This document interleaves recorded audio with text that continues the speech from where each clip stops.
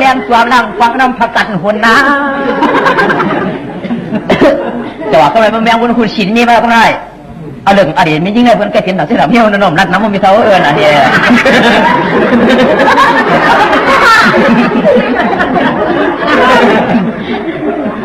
บ่อยแมงวันกว่าจอมเฉยชินเขาไม่ยิ่งเยาขึ้นกว่ายันเขาหมัวพัก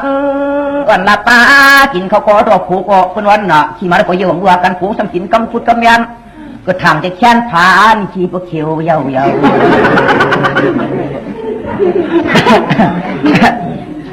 แต่ว่าเจ้าก็ในเท่านั้นชิบก็ไม่ยิงจังป้องจังละกันเรือพ้นต้นผู้ตายจากปากกานางนับยันสอบจะลองเหี่ยวนะยามเตียงขึ้นในชีวิตจากเมืองคนพวกปากก้าต่างคนวันดินจวนเมืองยนเอาคนมาดีกำมัวปลาโซมันเหลียวยัง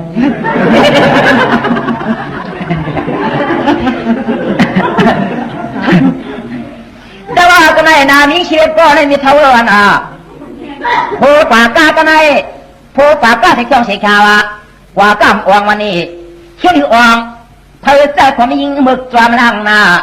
ไว้จะพยายามพักวันพักเยี่ยวเอาผู้ใจมาเอาเขาเปิดนะลูกเพราะว่าต่างในอีที่ห้างยุกจับจือจับเชียงเยา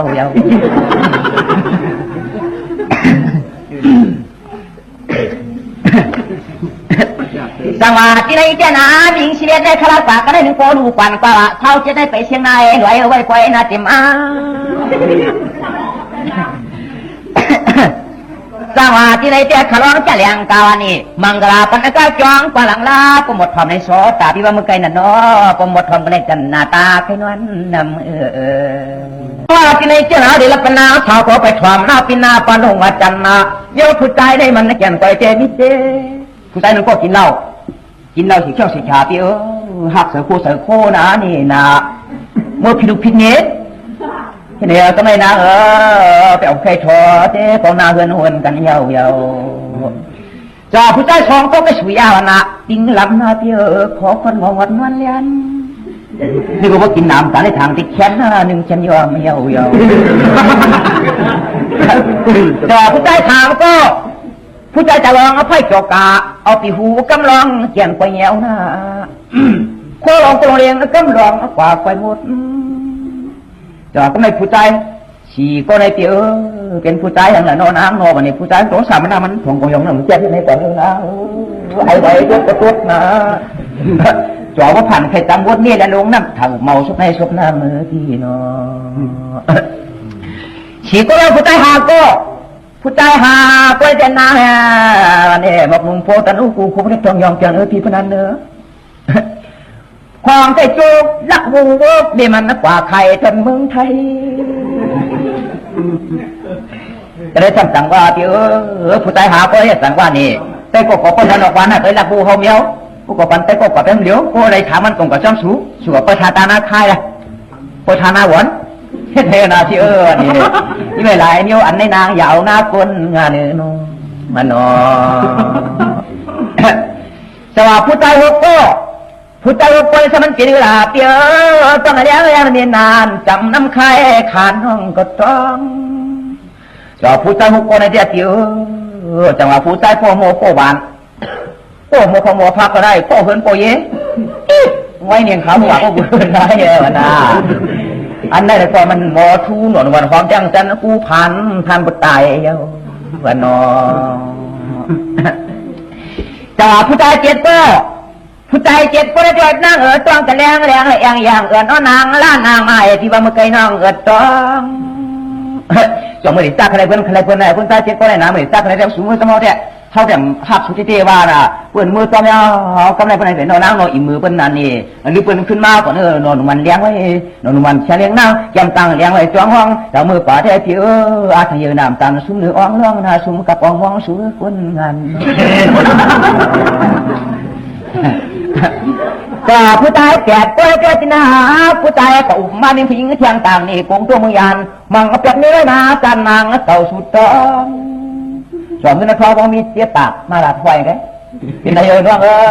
นึกว่าวัวของเรามันต้องมีผู้ใจเปียกนักเขายังเหตุมันไม่เคยทุเรียนจ่าผู้ใจเก่าก็ ผู้ใจเก่าก็เรียกว่ามึงเกี่ยวดาปลายนะน้องนางนกผู้ใจใจไทยเลี้ยวพี่นกพี่หนูในรับพี่เนื้อจ้องตัวผู้ใจชิโปในใจเป็นผู้ใจฉลาดเดียว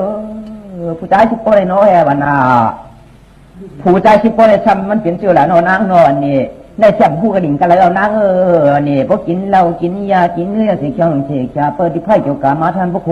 หยุยยุยบุกวิถ้าเปิดถ้าเมาเราก็ต่ออุ่นเมืองเจือก็ไม่สมกว่าพิษไอหมอมาก็ทองไอกับกรรมาก็ตำไอทุนก็ไม่วันมาพอไอออกไอชาวไอโนหนุ่มคำความต้องย่องเลี้ยวพักพันปืนออกมาพอในจุกทองตาก็เขียวเยาจังว่าผู้ใจชีวิตในเตียนนาในก็จะทำแข่งกับหนึ่งกวนก็ยองแต่วันแข่งเอาคนเลี้ยวกูได้มึงยาในชีวิตเราไม่เท่าเนาะผู้ใจชีวิตในจะมือซาใครกันเท่าว่ากันมันก็ได้เนื้อหนาเนี่ยผู้ใจชีวิตในมือที่แก้ใครกันเนี่ยเสียงแห้งหอมเนี่ยแห้งหอมจากเสียงหอมเสียงหอมก็ไม่ได้เห็นนะป่วยกีฬากินได้พอมังกลากันเอานาลูกทิ้งท่าและลูกนายหมงนั่นโฟมกันฟูก็ไม่เอาตาเขาก็หน่อยอุปดักมาเนาะเขาโอรานุสีช่องสีขาวน้ำโน่มันในป่วยออกมังกลาวันน่ะนี่จะแถมอะไรกันมาตามนี่สีช่องสีขาววันนี้กว่าต้นมันก็ขึ้นไปขึ้นป้ามันมีเท้าก็คานี่ชาวหน่อยความตอนกันผู้ใจนี่อินกันเมืองห่างพุ่นก็เราไปเมื่อกว่าเจ้าจังหวะเนี่ยป้าบอกโบกันนายลูกแหล่เอ็นนางหมุนกันเลี้ยงปากสังวังลูกยิงตึงนวลมวยดัดดีลูกกวันแดลูกนางเพียมีลูกกินเขาเอ็นนางลูกหนุ่มปองปานปองเทียบวันนี้เหนียวพงสัมพุอีกทางลูกต่อขนอนหนอถึงคอถึง